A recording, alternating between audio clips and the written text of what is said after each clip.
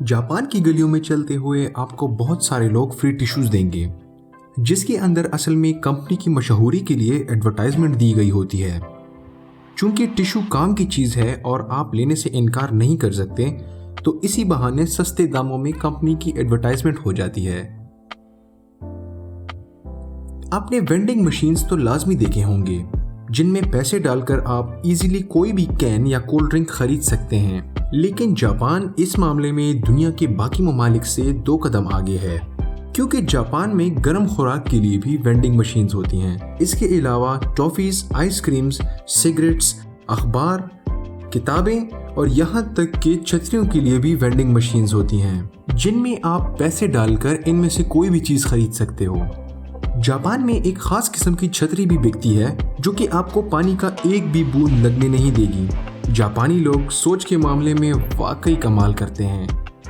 जहां दूसरे मुल्कों में ऑफिस में सोना आपके जॉब के लिए खतरनाक साबित हो सकता है, वहीं पर जापान में इसे मेहनत की अलामत समझा जाता है, क्योंकि जापान के लोग बहुत मेहनत करते हैं, जिसके बाद थक हार कर थोड़ी देर के लिए सो जाते हैं।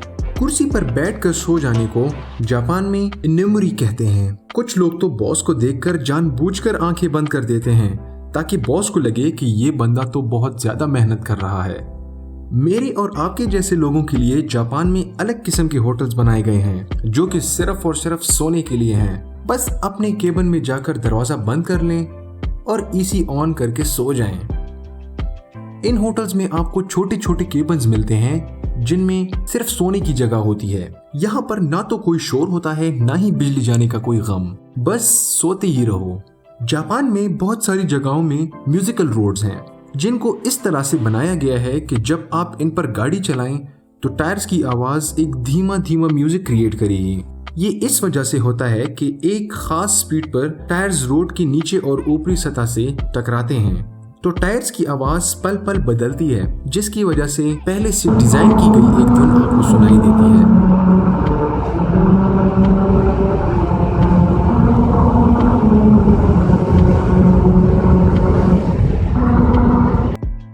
क्लास में बैठकर बैग को या तो झोली में रखा जाता है और या सीट पर रख दिया जाता है, जिसके बाद बैठने के लिए बहुत ही कम जगह बाकी बचती है। लेकिन जापान में क्लासेस में ऐसे सीट रखे जाते हैं जिससे बैग को लटकाया जा सकता है। जापान में लाउडस्पीकर का एक ऐसा जाल बिछाया गया है जो कि पूरे मुल्क में फैला हुआ है। इसमें जो बात भी कही जाती है वो पूरा मुल्क सुनता है। इन लाउडस्पीकर को ज़लज़ले आने से पहले सबको खबरदार करने के लिए इस्तेमाल किया जाता है। इसके अलावा इससे हल्की धुन भी बजाई जाती है, जिसकी मदद से लोगों को लुत्फअंदोज किया जाता है। पानी के बचाव के लिए जापान बहुत जबरदस्त टेक्निक्स अपनाता है, जैसा कि जापान में टॉयलेट के ऊपर हाथ धोने के लिए नलका लगाया जाता है, जिसका पानी जमा होकर अगले फ्लश के लिए यूज कर दिया जाता है।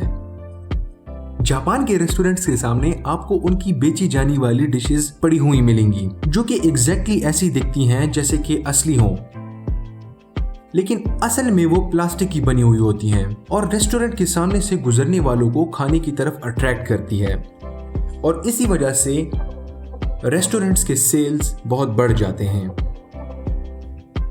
अगर सच में इस वीडियो से आपने ऐसी इंफॉर्मेशन जानी है जो कि आपको पहले पता नहीं थी, तो फिर मुझे सपोर्ट करना ना भूलें, और वो करें जो बाकी यूट्यूबर्स आपसे करने को कहते हैं। जी, लाइक करें, सब्सक्राइब करें और शेयर करें इस वीडियो को, और मुझे दे इजाज़त। अल्लाह हाफिज़।